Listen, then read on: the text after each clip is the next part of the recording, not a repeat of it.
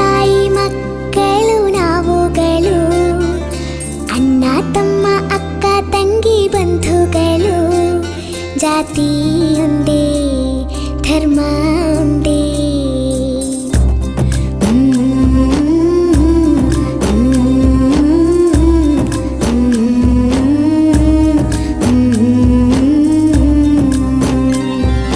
ಒಂದೇ ತಾಯಿ ಮಕ್ಕಳು ನಾವುಗಳು, ಅಣ್ಣ ತಮ್ಮ ಅಕ್ಕ ತಂಗಿ ಬಂಧುಗಳು, ಜಾತಿ ಒಂದೇ ಧರ್ಮ ಒಂದೇ.